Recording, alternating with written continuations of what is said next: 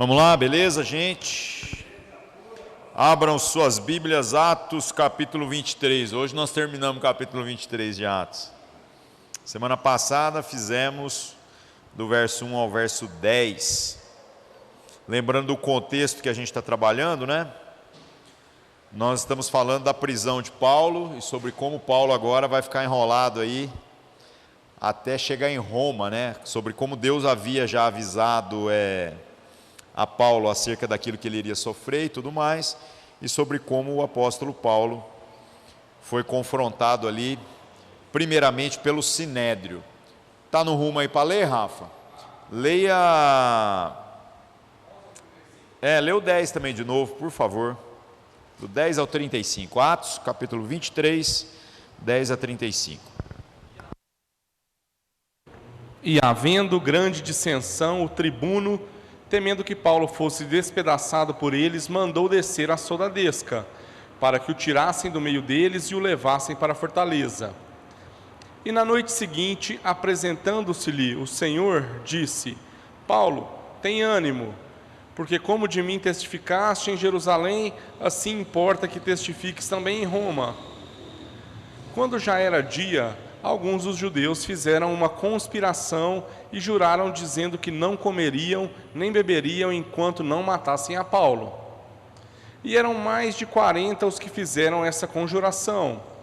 Estes foram ter com os principais dos sacerdotes e anciãos e disseram: conjuramo-nos sob pena de maldição a nada provarmos até que matemos a Paulo. Agora, pois, vós, com o conselho, rogai ao tribuno que vô-lo traga amanhã, como querendo saber mais alguma coisa de seus negócios, e antes que chegue, estaremos prontos para o matar. E o filho da irmã de Paulo, tendo ouvido acerca dessa cilada, foi e entrou na fortaleza e o anunciou a Paulo. E Paulo, chamando a si um dos centuriões, disse: leva este jovem ao tribuno, porque tem alguma coisa que lhe comunicar. Tomando ele, pois o levou ao tribuno e disse: o preso Paulo, chamando-me a si, me rogou que trouxesse este jovem, que tem alguma coisa que dizer-te. E o tribuno, tomando-o pela mão e pondo-se à parte, perguntou-lhe em particular: que tens que me contar? E disse ele: os judeus se concertaram rogar-te que amanhã leves Paulo ao conselho, como tendo de inquirir dele mais alguma coisa ao certo. Mas tu não os creias, porque mais de 40 homens dentre eles lhes andam armando ciladas, os quais se obrigaram, sob pena de maldição, a não comerem nem beberem até que o tenham morto. E já estão apercebidos, esperando de ti promessa. Então o tribuno despediu o jovem, mandando-lhe que a ninguém dissesse que lhe havia contado aquilo, e chamando 2 centuriões, lhes disse: aprontai para as 3 horas da noite 200 soldados, e 70 de cavalo, e 200 lanceiros para irem até Cesareia. E aparelhai cavalgaduras, para que, pondo nelas a Paulo, o levem salvo ao governador Félix. E escreveu uma carta que continha isto: Cláudio Lísias a Félix, potentíssimo governador, saúde. Este homem foi preso pelos judeus, e estando já a ponto de ser morto por eles, sobrevim eu com a soldadesca e o livrei, informando de que era romano. Querendo saber a causa por que o acusavam, o levei ao seu conselho, e achei que o acusavam de algumas questões da sua lei, mas que nenhum crime havia nele digno de morte ou de prisão. E sendo-me notificado que os judeus haviam de armar ciladas a este homem, logo tu enviei, mandando também aos acusadores que perante ti o tiverem contra ele. Passa bem. Tomando, pois, os soldados a Paulo, como lhes foram mandado, o trouxeram de noite a Antripátride. No dia seguinte, deixando-os de cavalo irem com ele, tornaram à fortaleza, os quais, logo que chegaram a Cesareia e entregaram a carta ao governador, lhe apresentaram Paulo. E o governador, lida a carta, perguntou de que província era, e sabendo que era da Cilícia, disse: Ouvir-te-ei quando também aqui vierem os teus acusadores. E mandou que o guardassem no pretório de Herodes. Isso aí, vamos lá então, voltando lá no verso 10, verso 10 nós falamos na semana passada, lembrando que no restante do capítulo, o que nós fizemos na semana passada, Paulo foi apresentado perante o Sinédrio, a maior parte do grupo era de saduceus, que eu falei para vocês que os saduceus são os grupos de judeus que trabalham da porta do templo para dentro, enquanto que os fariseus acreditavam que a pregação da lei era mais importante da porta para fora. Paulo, de uma maneira extremamente sábia, para conseguir se safar das acusações, promoveu uma divisão entre eles, dizendo que na verdade a fé deles era igual à dos fariseus, porque os saduceus não acreditavam em anjo, não acreditavam em espírito, não acreditavam em ressurreição, não acreditavam em nada. Por conta disso, os dois grupos começaram a brigar, virou esse tumulto todo. No verso 10, o que acontece, onde a gente começou? É o meio dessa confusão, E aí o tribuno, que seria um comandante dos exércitos ali naquela situação, ele vendo que o grupo estava muito nervoso, que eles estavam não apenas brigando entre eles, como estavam querendo fazer justiça com as próprias mãos, ele mandou então os soldados irem até lá, pegar o Paulo e colocar o Paulo dentro da fortaleza, Nós na semana passada falamos até sobre a localização dessa fortaleza, que ela é uma fortaleza conhecida. Então, meus irmãos, nós vamos daqui para frente agora ver como que essa história se desenrolou, e o como também há uma providência aí por parte de Deus, que faz com que Paulo consiga cumprir aquilo que recebeu da parte de Deus como orientação para que ele chegue em Roma, para que ele não morra antes. É curioso, a gente falou muito sobre isso ao longo do livro de Atos, que às vezes a gente vê a vida de Paulo e fica achando que Paulo já sabe como todas as coisas terminam. E na verdade não é assim que acontece na vida de nenhum dos discípulos. Eles têm orientações acerca daquilo que Deus deseja da vida deles. Mas boa parte da história vai sendo descoberta na medida da caminhada. E eu acho isso muito inspirador para os nossos dias, porque nos nossos dias tem gente que começa a andar com Deus e aí fica assim, não, mas eu estou numa ansiedade de como é que vai ser, quanto que eu vou vencer essa luta, quanto que Deus vai me abençoar para isso, quanto que Deus vai me abençoar para aquilo. E gente, Paulo não sabia nada. A esperança da pregação de Paulo é a eternidade. O restante das coisas, ele vai literalmente tateando. Então, eu entendi de Deus que eu devo ir para tal cidade compartilhar minha fé, ele vai. Aí chega lá, dá tudo errado. E aí ele tenta discernir. Então eu quero entender por que o Senhor me trouxe aqui. E aí lá ele vai entender, e depois de lá ele vai para outro lugar, e assim as coisas foram acontecendo. No final das contas, o testemunho que a gente tem a respeito de Paulo é que ele sabia que ele deveria ir a Roma, só que ele não sabia como, ele não sabia em que circunstâncias.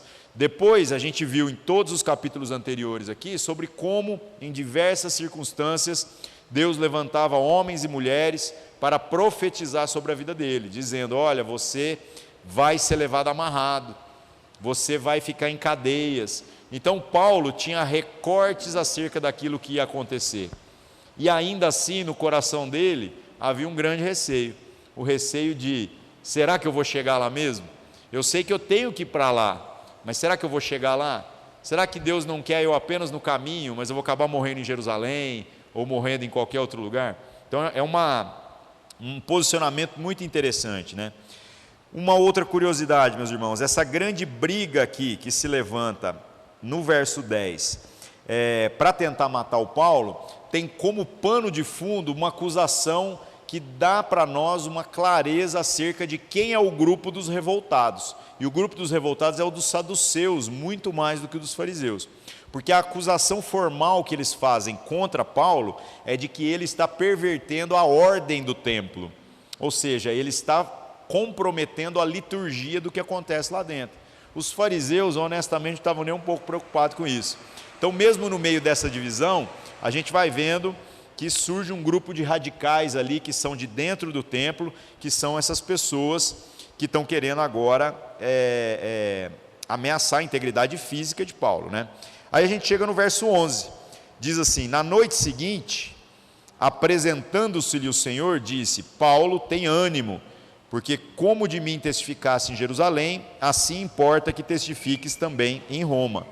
Então, gente, Paulo sabia para onde ele tinha que ir, sabia que prisões o esperavam, mas ele não sabia o desenrolar dessa história. O que Lucas está testemunhando ao escrever o livro de Atos é que Paulo, mais uma vez, teve um encontro com Jesus.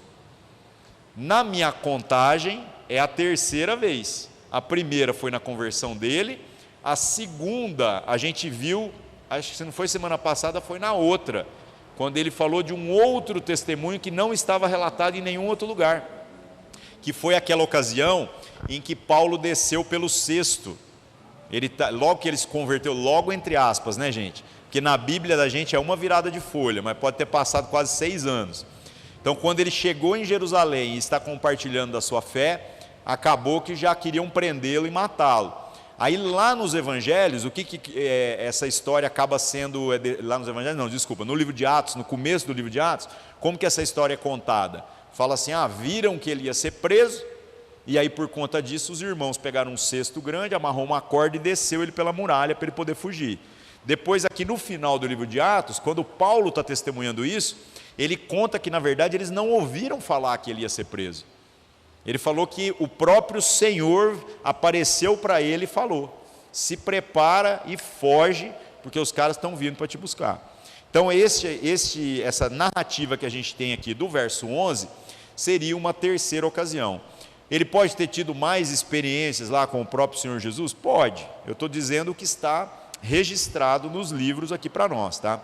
Na minha Bíblia está até escrito em vermelho, né? Que a minha Bíblia é essas que as palavras de Jesus estão em vermelho, né? Esse negócio de palavras de Jesus em vermelho, irmãos, é um desafio técnico de se fazer quando se coloca esses auxílios para o leitor. Porque vocês já pensaram quantas palavras de Jesus tem no Antigo Testamento, mas a gente não tem certeza? E então no Antigo Testamento eles não põem palavras em vermelho, né? Aí você fala assim, mas Jesus não tinha nascido? Então, mas Jesus já existia antes mesmo da criação do mundo. Então, é um desafio para o leitor ler o Antigo Testamento e tentar discernir quando aquelas figuras que são citadas, né, como um anjo, um homem, alguma coisa, pode ter sido a presença do próprio Jesus ali, falando com as pessoas. É legal isso, né? Então eu acho engraçado essas palavras em vermelho, porque eles põem só nas que eles têm certeza, as que eles têm dúvida, deixa quieto, você tem que concluir por si mesmo, né? Então a mensagem é essa, Paulo tem ânimo, porque como de mim testificasse em Jerusalém, assim importa também que testifiques em Roma. A palavra de Jesus agora clareou a situação. A palavra de Jesus está dizendo assim, fica tranquilo que você vai chegar em Roma. Eu não falei só um rumo para você caminhar, eu estou dizendo qual é o seu destino. O seu destino é que do mesmo jeito que você testemunhou em Jerusalém, você vai fazer lá. Então Paulo com certeza tem uma injeção de ânimo. E o que nós vamos ver nos capítulos seguintes, daqui até o final do livro de Atos, é que Paulo se torna um homem intrépido mesmo. Um homem que tem muitas certezas. A gente tem a ocasião de um naufrágio que ele vai experimentar e tudo mais, e em toda situação ele vira para todo mundo e fala assim, fiquem tranquilos, nós vamos chegar. Então que certeza é essa? É uma certeza que ele teve aos 48 do segundo tempo, irmãos, quando ele já estava preso, então o Senhor falou para ele. E lembrando mais uma vez que a gente possa entender isso na nossa jornada também, que Deus nem sempre vai trazer toda essa explicação acerca de todas as coisas da nossa vida. Nós precisamos caminhar, aquilo que já nos foi dado, nos foi revelado, que está na Escritura, abraça esse negócio e caminha. O restante o Senhor vai falando com a gente na medida em que a gente vai caminhando. Verso 12 e 13 aqui, né? A resposta dos judeus. Quando já era dia, alguns dos judeus fizeram uma conspiração e juraram, dizendo que não comeriam nem beberiam, enquanto não matassem a Paulo. E eram mais de 40 os que fizeram essa conjuração. Então o que eles fizeram? Um grupo de judeus radicais, provavelmente, irmãos, saduceus também, que eles estão incomodados por causa da acusação de que Jesus perverteu a ordem do templo. Este grupo não é o Sinédrio, esse grupo não é necessariamente aqueles caras que estavam acusando Jesus, mas provavelmente eram discípulos deles. E meus irmãos, tem muita coisa aqui que é muito confuso aqui nessa história, muita manipulação política, para vocês verem que o mundo é o mesmo desde que existe, né? Então, como os líderes tinham interesses ali, o que eles resolveram fazer? Incitar aqueles que estão sob sua influência. Esses homens se colocam, se reúnem, se mobilizam e fazem um juramento onde eles se colocam em maldição. Olha que coisa complicada. Eles falam assim, nós juramos diante de Deus que nós vamos matar esse homem. Olha o tamanho da complicação. E se nós não matarmos esse homem, até que a gente faça isso, nós não vamos comer mais, nós vamos fazer uma greve de fome. Aí você diz assim, não, então esses caras realmente estavam interessados, né? Mais ou menos. Porque eles fizeram o juramento. No entanto, não há registro histórico de que tenha morrido ninguém. Por quê? Porque como eles são discípulos dos mestres ali de Israel, na própria doutrina deles ali daquela época, a doutrina dos rabinos, o mestre pode desobrigar o seu discípulo de um juramento feito. Ou seja, é a expressão máxima da hipocrisia. Agora eu começo a ver mais cores naquilo que Jesus falou, quando disse lá em Mateus 5 em diante ali a respeito dos juramentos. Ele disse, não jurem nem pelo céu, que é o trono de Deus, nem pela terra, que é o estrado dos seus pés, nem por coisa alguma. Não jure pela sua vida, você não sabe quantos dias você tem. Não jure pelos cabelos da sua cabeça, você não pode tornar um fio branco ou preto. Não jure, seja o seu sim, sim, e o seu não, não. O que passar disso é do maligno. Aqui, gente, nós estamos vendo uma atitude típica dos religiosos. Empenhar a palavra, fazendo algo que parece ser piedoso, do tipo assim, estou disposto a dar a minha vida, por isso que nós acreditamos ser a verdade. Mas no final ninguém deu a vida a nada. E eles não conseguiram matar Paulo. A gente sabe que Paulo vai terminar lá em Roma do jeito que o Senhor falou. Então, meus irmãos, desde que o mundo é mundo, é sempre a mesma situação. Qual era o plano deles? O plano deles então foi, no verso 14, né? Procurar os principais sacerdotes e anciãos, ou seja, procurar o sinédrio, que é aqueles que estavam brigando lá, e propor que eles exigissem da autoridade romana trazer Paulo mais uma vez. O que nós temos aqui como informação é que tudo que a gente leu daqui para trás ainda não é um julgamento. Porque se fosse um julgamento, né, a autoridade romana já teria que estar participando desde o início. Tudo que aconteceu daqui para trás é como se fosse uma investigação preliminar para que depois de coletadas todas as informações, pudesse haver um julgamento. Esse sinédrio não tinha o poder de sentenciar ele à morte nem nada do tipo. É a mesma natureza das coisas que aconteceram com Jesus. Quando Jesus foi preso, o sinédrio pressiona quem? A autoridade romana. E a autoridade romana que estava ali diretamente em Jerusalém para poder dar algum tipo de sentença, era o Pilatos. Agora o Pilatos, o que acontece? O Pilatos, ele é como se fosse o prefeito, ele é o que manda ali naquela região. Sabendo que Jesus e toda aquela região está sob a autoridade do governador, que era o Herodes, ele no final das contas fala, quer saber? Eu vou tirar o meu da reta aqui e vou empurrar o Jesus para a jurisdição maior. Aí ele vai para o Herodes, depois ele volta, e depois disso os romanos executam a punição. Os próprios judeus não colocam a mão. Então, embora eles clamam pela crucificação, a punição que cai sobre Jesus é toda executada pelos romanos, né? O que está acontecendo com Paulo é mais ou menos a mesma situação.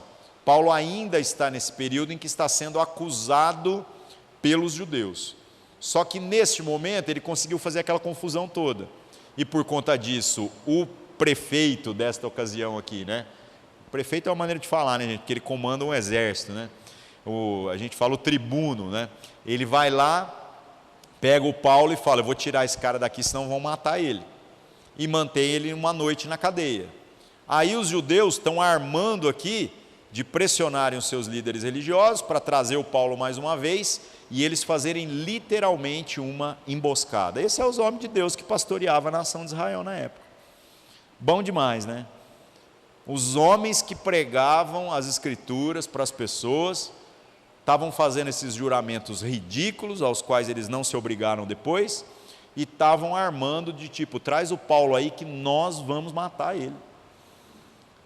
Então é pior do que o que foi feito com Jesus, porque com Jesus nenhum deles pôs a mão em nada. E eles exigiram da autoridade romana. Aqui agora eles estão dizendo que eles vão matar. E os motivos, meus irmãos, são muitos. Não é apenas a pregação de Paulo, ou sobre como a fé em Cristo pode estar comprometendo o negócio da espiritualidade deles.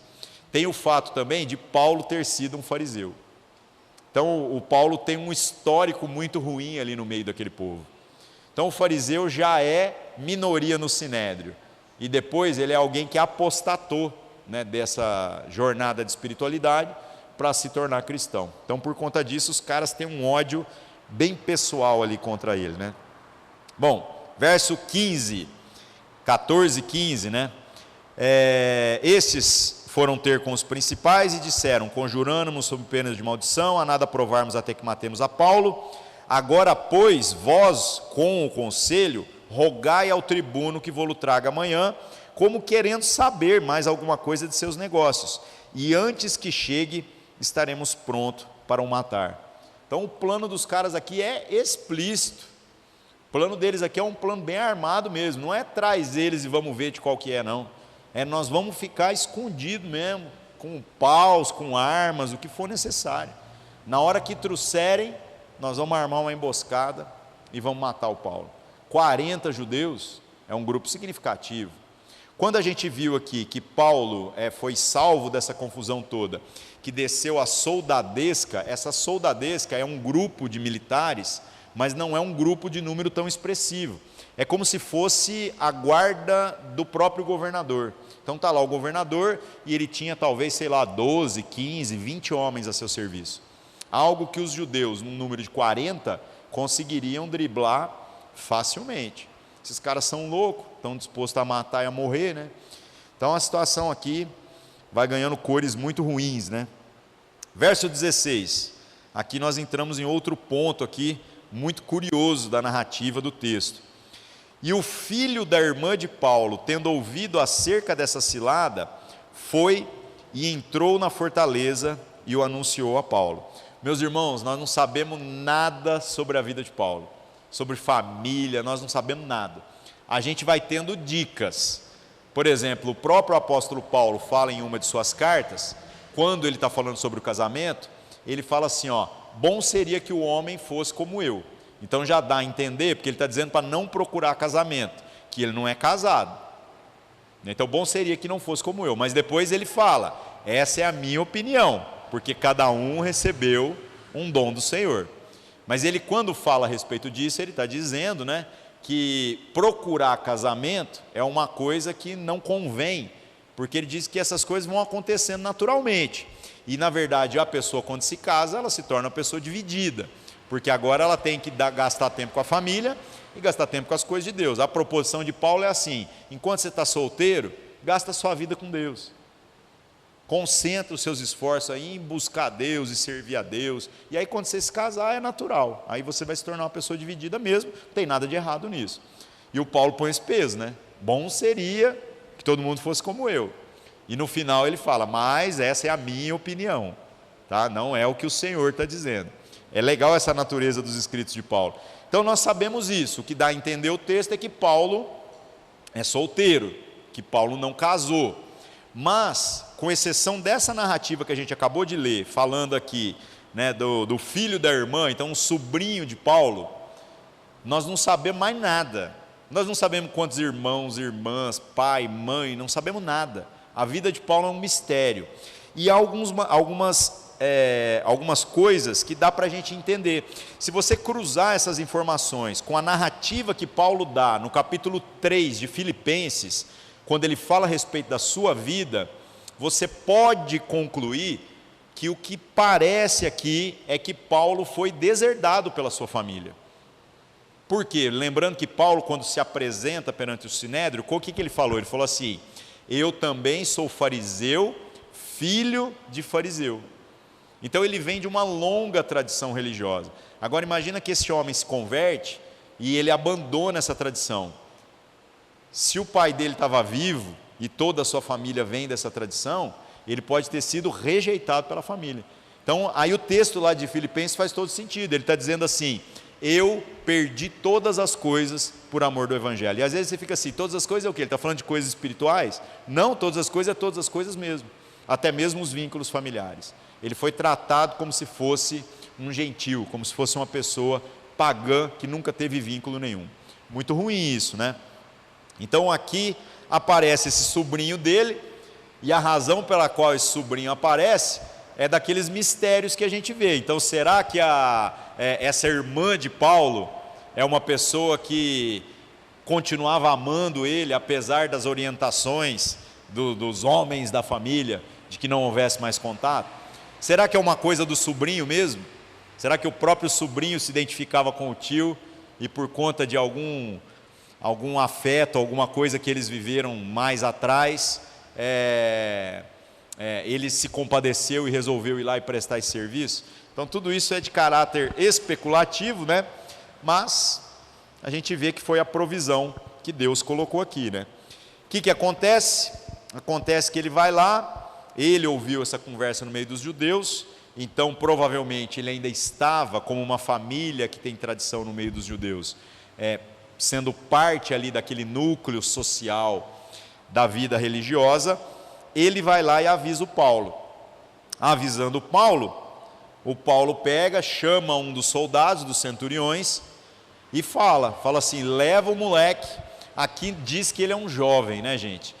Diz que ele é um jovem, é um negócio um pouquinho complicado, porque o conceito de jovem também é bem relativo, né? É bem relativo. Se ele tivesse menos de 12 anos, estaria descrito no texto como criança, não como jovem. Então, jovem aqui é alguma coisa entre 12 e 29. Com 30, um homem ganha autoridade para poder falar no templo. É quando um homem se torna plenamente adulto. Então, nós não sabemos também exatamente a idade. Mas eu imagino que ele não deve ser um jovem de 12, 13, 14 anos, porque para ele ter uma história com Paulo, considerando que naquela cronologia mais ou menos que a gente veio puxando, a história da vida de Paulo aqui já deve ter passado quase 20 anos, desde que ele se converteu. Então esse jovem tem que ter tido pelo menos mais uns 5 anos ali para ter convivido com ele antes, para poder ter afetos, para poder ter algum tipo de empatia. Mas tudo isso é de caráter especulativo, né? Então o Paulo chama um centurião e fala: leva ele lá, porque ele tem alguma coisa para falar para o tribuno, para falar para o seu chefe. Verso 18: tomando ele, pois, o levou ao tribuno e disse: o preso Paulo, chamando-me a si, me rogou que te trouxesse esse mancebo, que tem alguma coisa a dizer-te. E o tribuno, tomando pela mão e pondo-se à parte, perguntou em particular: o que tens para me contar? Verso 20: e disse ele: os judeus se concertaram rogar-te que amanhã leves Paulo ao conselho, como que tendo de inquirir dele mais alguma coisa. Mas tu não os creias, porque mais de 40 homens dentre eles lhe andam armando ciladas, os quais se obrigaram, sob pena de maldição, a não comerem nem beberem, até que o tenham morto, e já estão apercebidos, esperando de ti promessa. Então aqui esse sobrinho foi lá e antecipou os planos antes de que viesse o pedido do Sinédrio, para que Paulo fosse apresentado novamente. Tudo isso aqui, meus irmãos, é naquela noite, é antes de chegar formalmente essa solicitação, né? Pensando agora a partir da ótica do tribuno romano, esse cara que comanda ali os seus soldados. Esse cara já taca a corda no pescoço, porque quando ele ouviu a reclamação dos judeus, ele prendeu Paulo e ele ia dar chicotada no Paulo, só que Paulo é cidadão romano. Então ele já estava literalmente assim, a um beiço de pulga de ser acusado de fazer alguma coisa errada, e isso poderia custar o cargo dele, isso poderia custar todo o plano de carreira que ele tem dentro do exército romano. Lembrando que aqui você não é dispensado e vai cuidar da sua vida. Quando um soldado é pego em falta, ele vai pagar, geralmente é com cadeia. E se um soldado errar com algum preso, do tipo deixar um preso escapar, o soldado cumpre a pena no lugar do preso. Então é uma coisa muito dura. Por conta disso, esse tribuno aqui está num medo danado do Paulo ser morto na mão dele. Porque se um cidadão romano for morto numa emboscada, isso vai ser cobrado dele. Matar judeu, ele mata, ele vai lá e faz justiça com quantos precisarem. Mas vai ser cobrado dele. No final ele pagaria com a própria vida por não ter guardado o cara direito. Então é por isso que essa denúncia desse sobrinho de Paulo tem tanto peso. Quando ele recebe essa informação, falando, os caras estão armando uma emboscada, eles vão te enganar, eles vão falar que querem trazer ele para interrogar, mas vão matar ele. Isso deu pavor no cara que é o tribuno. Ele falou, rapaz, aí vai enrolar para mim. Então esse cara não está querendo salvar Paulo. Esse cara não é um homem justo. Ele só é alguém que não está querendo confusão para si mesmo. Então é uma confluência aqui, né, de interesses que, de certo modo, vai favorecer o próprio Paulo, né? Verso 22. Então o tribuno despediu o mancebo, mandando-lhe que a ninguém dissesse que havia contado aquilo. Então ele falou, fica quieto, deixa que eu vou fazer uma correria aqui. Verso 23 e 24, olha que legal. Chamando 2 centuriões, lhes disse, aprontai para as 3 horas da noite 200 soldados, 70 de cavalo e 200 lanceiros para irem até Cesareia. Alguns comentários, quando eu estava pesquisando aqui, essa palavra lanceiro na minha Bíblia, em algumas outras Bíblias está traduzido de outra forma. Está traduzida como archeiro, que é uma lança comprida que parece ter um machado na ponta, né? É difícil, a palavra que foi usada por Lucas aqui na descrição do tipo de soldado, nós literalmente não sabemos o que é. É alguma coisa que era muito comum na época, mas para nós não faz sentido. Aí as Bíblias, para não ficar usando essas expressões que ninguém conhece, acabaram procurando todo tipo de adaptação. Agora, eu só sei o seguinte, o número aqui é grande. Então é 200 soldados, 200 caras com escudo e espada, 70 cavaleiros, né? E mais 200 caras com esse tipo de lança, com machado na ponta. Então aqui você vê que esse cara está preparado agora, pode vir 40, pode vir quantos judeus vierem, ele quer garantir a integridade física de Paulo mesmo. É impressionante, né, gente? É impressionante. Então o grupo tem 470 pessoas, sendo que 70 estão montados a cavalo. É um destacamento militar grande, né? Muito grande. E aí qual que é o plano, né? No final do verso 23, para irem até Cesareia. Eles estavam em Jerusalém, só que naquela região da Palestina, a cidade de Cesareia foi meio que escolhida pelos romanos para ser a capital. Então Jerusalém pode ser a capital de Israel, mas Israel é colônia agora romana. Então por conta disso, a sede do governo ali naquela região da Palestina, que engloba tudo, era na cidade de Cesareia. Exatamente por conta disso, que ele está transferindo o Paulo para lá, e lá também vai ter alguém que é uma autoridade superior a ele, para poder analisar o caso e ver o que vai fazer. Então esse é o plano, levar ele para Cesareia. Verso 24. Aparelhai calvaduras, para que pondo nelas a Paulo, o levem salvo ao presidente ou ao governador Félix, depende da versão que você está usando aí. Então, além disso tudo, o preso não vai andando não, tá? Arruma um cavalo, um negócio bem arrumado e põe ele lá. Gente, detalhes aqui que o versículo falou para nós, aprontai para as 3 horas da noite. A gente falou muito sobre essa contagem do tempo dos judeus, né?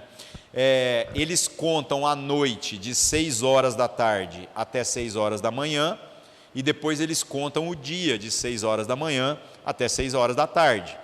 Então quando fala às 3 horas da noite, nós sabemos que é entre as 9 da noite no nosso horário e as 10. Então é 6, 7, 8, 9, a terceira hora da noite. Nos evangelhos, a gente tem que lembrar que já mudou muito dos evangelhos para cá também, porque já se passaram mais tempo.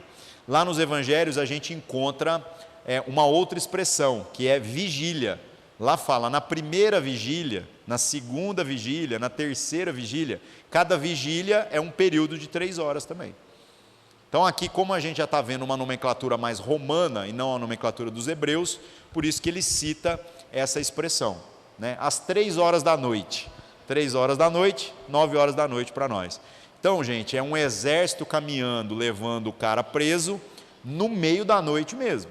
Lembrando que, embora o Império Romano construiu muitas estradas boas, entre aspas, né, boa para o padrão da época, não tem iluminação, viu? Viajar à noite aqui é viajar no breu mesmo. Então, um exército que está saindo à noite, ele tem, assim, realmente o interesse de não ser visto, de sair, chegar, e esse número expressivo de homens é para, se tiver que ter uma batalha, vai resolver ali mesmo, que é um absurdo, né? 470 homens, 170 cavalos, para levar um cara, é um medo, né, gente? É um medo, o cara está garantindo, é o dele. Bom, verso 25, e escreveu uma carta que continha isto. Então aqui a gente vê que junto com o Paulo ele manda uma carta para esse sujeito aqui, chamado Félix, que é o governador que está na jurisdição acima dele. Começa assim, verso 26, Cláudio Lísias a Félix, potentíssimo presidente, saúde. Uma curiosidade, irmãos, até aqui o capítulo 23 fala tribuno, tribuno, tribuno. Agora nós sabemos o nome do tribuno, porque na carta ele já começa falando o nome dele, Cláudio Lísias a Félix. Então agora nós sabemos o nome do tribuno. E é legal saber isso? Demais. Porque existem alguns historiadores não cristãos também do Império Romano, que quando eles falam sobre o período em que cada um desses governadores conseguiu trabalhar ali na região, você consegue então fazer um cronograma de quando esses acontecimentos ocorreram. Isso é muito importante para a gente saber mais ou menos em que ano que Paulo foi preso, em que ano que Paulo foi morto. Porque quando a gente fala isso, né, a galera fala assim, gente, mas como que sabe isso com tanta precisão, né? A gente sabe isso cruzando informações. É genial quando aparecem pequenos detalhes, pequenas coisas como o nome do cara aqui do nada, e a gente acha que isso não tem valor, né? Mas tem um valor histórico impressionante, né? Bom, então ele começa, né? Ele diz, Cláudio Lísias a Félix, potentíssimo presidente, saúde. Então o que é o potentíssimo, né? Tem alguma outra versão aí que está diferente? Excelentíssimo, excelentíssimo. Essas expressões são expressões comuns no trato para todo homem de natureza militar, que é um cavaleiro romano, que ele já é alguém que está acima dos que a gente falou aqui anteriormente. Oh meu Deus, tem o tribuno, tem o centurião que cuida de 100 homens, então o cavaleiro ele já é alguém que já está numa categoria superior. Então toda vez que eles iam se referir a esses homens, a um cavaleiro, ele usaria essa nomenclatura, né? Excelentíssimo ou potentíssimo, sempre com a reverência ali que faz parte. Outras pessoas que recebem esse tipo de reverência são os governadores das províncias. Nesse caso aqui, o Félix, a quem ele está falando, é o governador. É como se fosse uma carta, meus irmãos, lá do Pilatos, quando Jesus foi preso, escrevendo para o Herodes. Então é a mesma posição de um para o outro, né? Então, saúde. Verso 27. Este homem foi preso pelos judeus, e estando já a ponto de ser morto por eles, sobrevim eu com a soldadesca e o livrei, informado de que era romano. Então ele está contando aqui toda a parte bonita da história, né? Verso 28. E querendo saber a causa por que o acusavam, o levei ao seu conselho. Então ele está contando que levou ele ao conselho dos judeus, que está sob a autoridade do conselho romano. Verso 29. E achei que o acusavam de algumas questões da sua lei, mas nenhum crime havia nele digno de morte ou de prisão. Então até aqui a narrativa está perfeita, bate com tudo aquilo que a gente viu para trás. Porque se nem o conselho entrou num consenso acerca do que Paulo fez, porque os fariseus começaram a brigar com os saduceus, Então não tinha como aquele tribunal fazer uma acusação formal de maneira nenhuma, né? Verso 30. E sendo-me notificado que os judeus haviam de armar ciladas a este homem, logo tu enviei, mandando também aos acusadores que perante ti digam o que tiverem contra ele, passa bem. Ele encerra a carta. Falou alguma coisa de quase que eu dei uma chicotada no cidadão romano? De jeito nenhum. Então é a mesma coisa, né, irmãos? Cada um vai puxando sardinha para o seu lado. A gente vê que essa carta formal que chega lá, o cara obviamente não vai falar absolutamente nada. Bom, verso 31. Tomando, pois, os soldados a Paulo, como lhes fora mandado, o trouxeram de noite a Antipatris. O que é curioso aqui? A gente vai ver que todo esse exército que foi mobilizado, ele não percorreu o caminho inteiro, que afinal, 400 homens mais 70 cavaleiros, é muita gente. O que eles fizeram? Este grupo foi até essa cidade de Antipatris, que é mais ou menos 60 quilômetros. Então, depois que percorreu 60 quilômetros até esse lugar, que é mais ou menos ali o meio do caminho, o exército voltou, e aí foram só os cavaleiros dali para frente, porque eles acharam que dali para frente a ameaça já não seria tão grave, tão complicada como foi até ali. Então é isso que o verso 31 vem trazendo para nós, né? E o 32 explica: no dia seguinte, deixando de cavalo irem com ele, tornaram a fortaleza. Então todos os outros voltaram, né? Só os cavaleiros acompanharam Paulo até o final.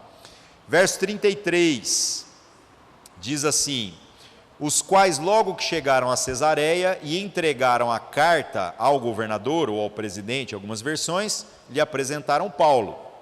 34. E o governador, lida a carta, perguntou de que província era, e sabendo que era da Cilícia, disse: ouvir-te-ei quando também aqui vierem os teus acusadores. E mandou que guardassem no pretório de Herodes. Algumas curiosidades aqui, meus irmãos. Então, no 33, eles chegam, apresentam a carta ao governador, apresentam Paulo. Paulo, depois que leu a carta, a primeira coisa que ele fez foi perguntar para o Paulo de qual província ele era. E ele já havia falado lá na sua primeira acusação que ele era da Cilícia. Um costume normal entre os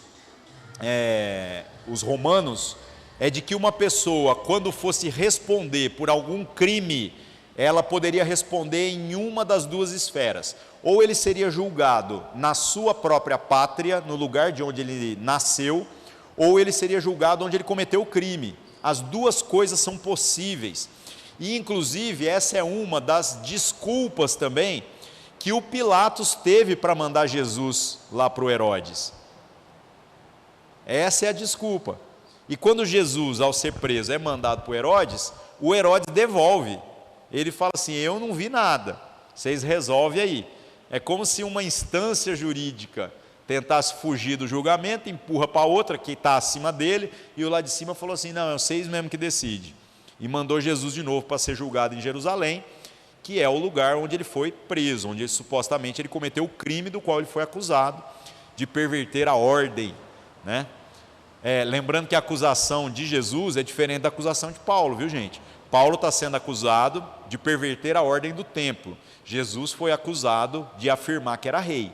Por isso que tem lá o Jesus Nazareno, rei dos judeus, escrito em cima da cruz, que essa é a acusação que os romanos colocaram, aceitaram contra ele. Não sei se vocês se lembram, nós falamos muito sobre isso. Todas as pregações de Paulo aqui no livro de Atos e também nas demais cartas, vocês vão ver que Paulo não fala Jesus é rei. Ele fala Jesus é o Senhor, que é uma expressão que popularizou entre nós. Então, quando alguém questionava, ele falava assim: não, o rei é César, mas Jesus é o Senhor, porque o poder de Jesus transcende os reinos, ele não é desse mundo. Esse é o jeito que Paulo encontrou para não arrumar confusão e acabar sendo preso de maneira precipitada, né? Então, beleza. O Paulo, ao ser ali questionado, fala: eu sou da Cilícia. Agora, o que acontece, que é o desenrolar do verso 35? Nós vamos ver que esse Félix aqui, ele não fez muita questão, não. de mandar o Paulo lá para a Cilícia para ser julgado? Ele não faz muita questão não, e a gente vai encontrando o porquê que ele tem uma postura aqui mais direta, mais de tipo assim, não, vamos julgar você aqui mesmo, quando a gente pega alguns documentos históricos que falam sobre a biografia dele. Esse cara era alguém que foi acusado por alguns historiadores, dos quais se destaca um chamado Cornélio Tácito, como um homem extremamente perverso, extremamente tirano, extremamente vaidoso. E nesses registros históricos nós temos também uma informação acerca de quando que ele foi governador dessa região. Então nós sabemos que foi precisamente entre o ano 52 e o ano 58 da era cristã. Então é legal que vai dando ainda mais cores a respeito da cronologia da igreja primitiva, né? Então nós sabemos tudo sobre isso. Agora, este homem, tendo um protocolo a seguir, ele não está nem aí. Já que ele pode, ele fala, não, nós vamos te julgar aqui mesmo. Nós vamos te julgar aqui mesmo.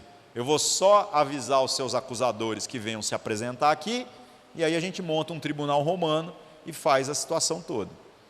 Isso aqui, meus irmãos, o fato de Paulo estar diante de uma autoridade que tem uma fama tão ruim, que é um homem injusto, que é um homem que é arrogante e que não vai favorecê-lo de forma alguma, que acaba fazendo também, o que a gente vai ver nos próximos capítulos, com que Paulo invoque uma instância superior.